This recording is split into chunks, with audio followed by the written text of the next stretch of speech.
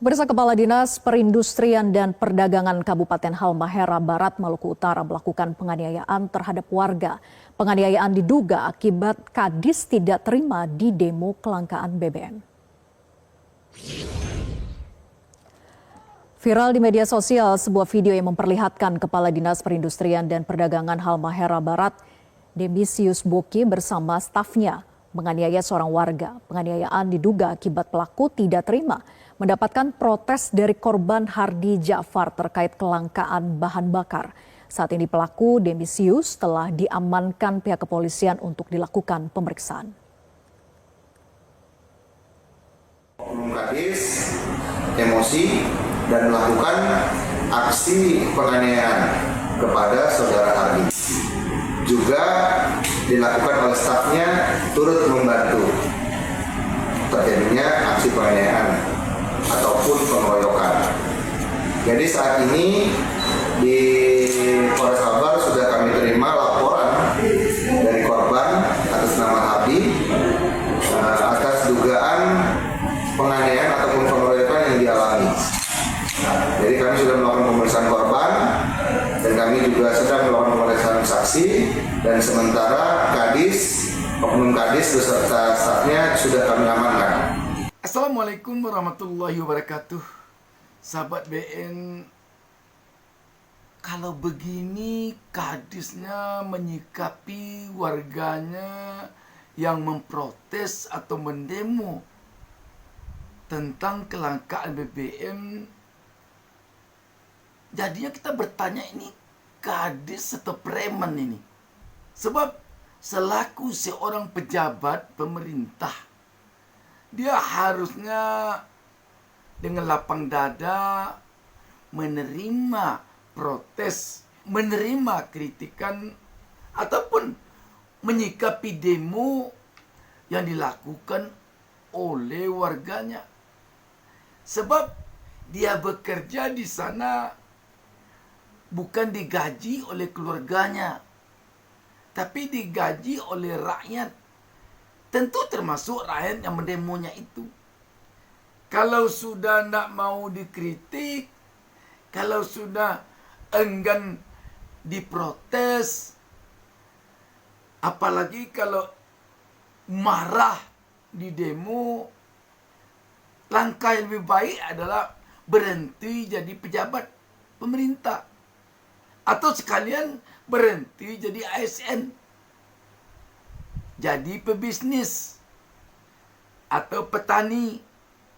Kalau kita berbisnis dengan modal kita sendiri, siapa yang akan mendemo? Siapa yang akan mengkritik? Paling-paling yang mengkritik kalau kita berjualan, kalau kita memberikan barang yang tidak bagus, dikatakan bagus kepada konsumen, itu yang akan mengkritik.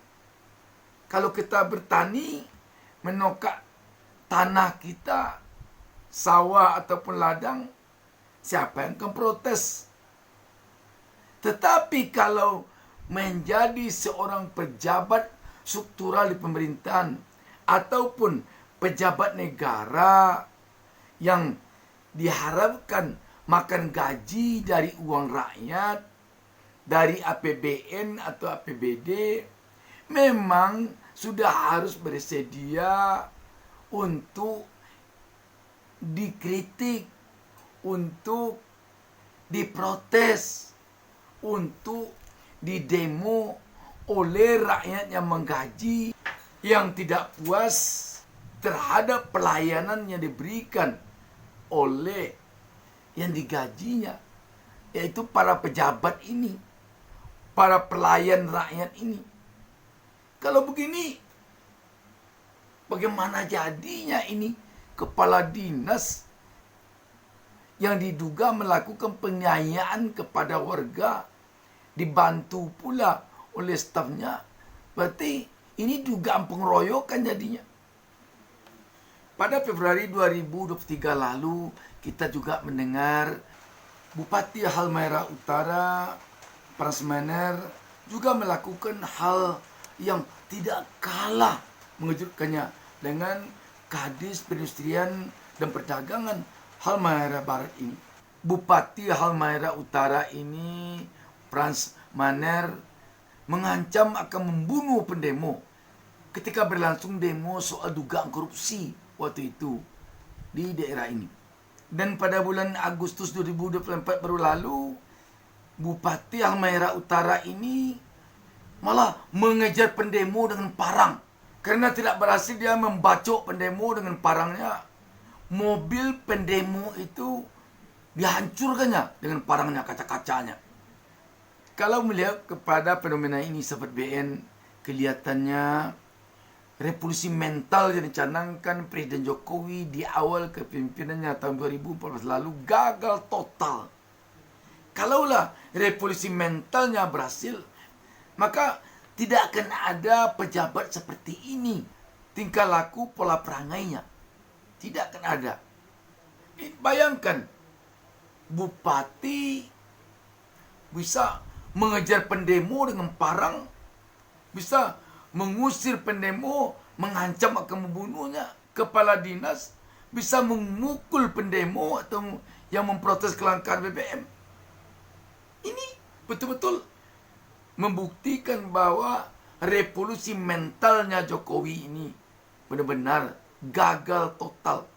Apalagi kalau dikaitkan dengan dinobatkannya Jokowi oleh OCCRP sebagai tokoh dunia paling korup tahun 2024. Korup di sini bukan berarti hanya mencuri uang negara saja. Bukan itu saja. Menyalahgunakan wewenang juga korup. Memanipulasi pemilu juga korup.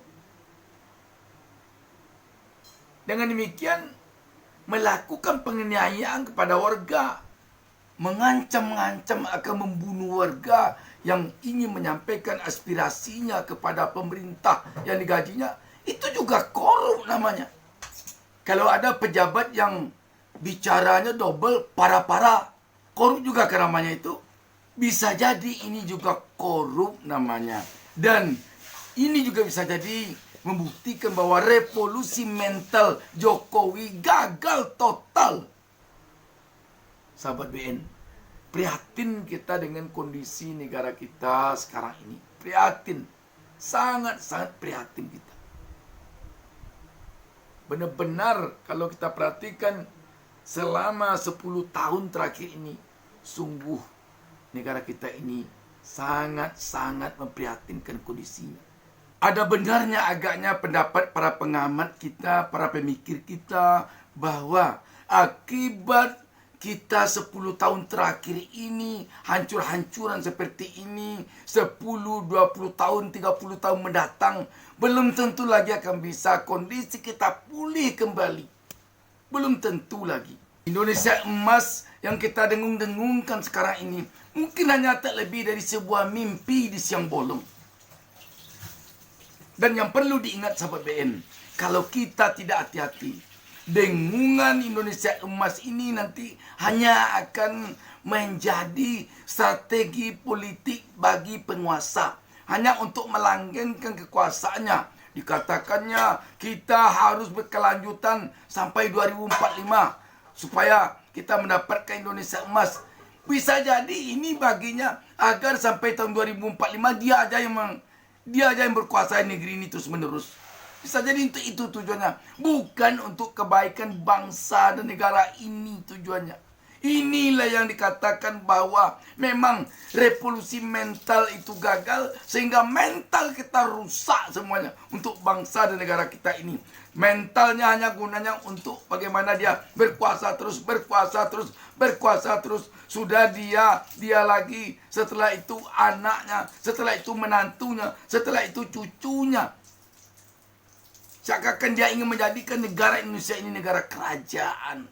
Dengan cara melanggengkan dinasti politiknya. Ini perlu kita lawan. Karena itu sahabat BN, kita jangan sampai terbuai oleh kata-kata, oleh bahasa-bahasa mereka-mereka yang haus kekuasaan, yang ingin berkuasa terus ini. Jangan kita sampai terbuai oleh apa yang disampaikannya itu. Kita harus waspada agar jangan sampai negara ini mentalnya makin hari makin bobrok. yang dicemari oleh mental korup, mental menipu. Tentu saja kita berharap kepada Presiden Prabowo dapat menata ulang kembali proses berbangsa dan bernegara di negara kita ini, dan dapat memperbaiki mental aparatnya kembali, sehingga tidak terjadi hal-hal seperti yang terjadi di Halmahera Utara ini. Pejabat negara dan pejabat pemerintah yang diharapkan bisa menjadi pelayan yang baik bagi rakyat, nyatanya bersikap sadis seperti ini. Terkesan dia tidak sadar bahwa hidupnya adalah karena digaji oleh rakyat. Demikian sahabat BNU. Assalamualaikum warahmatullahi wabarakatuh.